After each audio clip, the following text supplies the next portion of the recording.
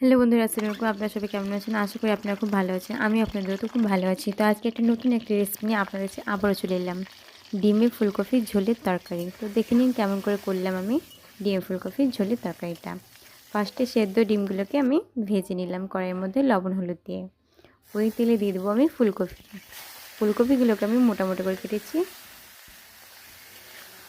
ভালোভাবে ভেজে নেব 5 মিনিট লবণ হলুদ দিয়ে। তো দেখেন কত সুন্দর হয়ে গেছে লাল লাল।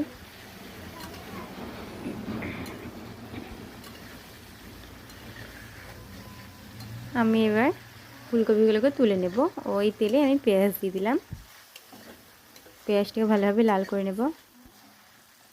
পেঁয়াজটা দেখেন লাল হয়ে গেছে।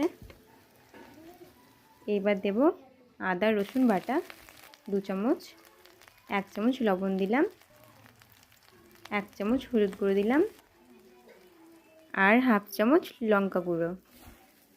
তো ভালোভাবে একটু নেড়ে নেব। তারপর দিয়ে দেবো জল। ভালোভাবে নেড়ে নেব। এই তেল বেরোতে শুরু করেছে। জিরে ধনে গুঁড়ো দিয়ে দিলাম আমি।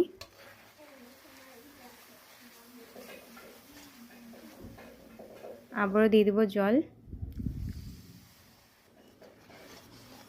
তারপর ভালোভাবে একটু কষে নেব মশলাটাকে। ভেজে রাখা ফুলকপি আর ডিম সেদ্ধ ভেজে রাখা দিয়ে দেব।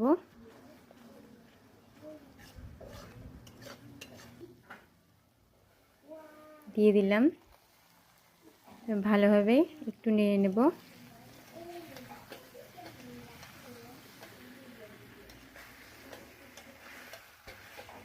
জল দিয়ে 10 মিনিট ঢাকা দিয়ে রেখে দেব। হয়ে গেল ডিমে ফুলকপি তরকারি। তো কেমন হলো অবশ্যই আপনার কমেন্টে জানাবেন। লাইক কমেন্ট শেয়ার করবেন। আমার চ্যানেলটাকে সাবস্ক্রাইব করতে ভুলবেন না।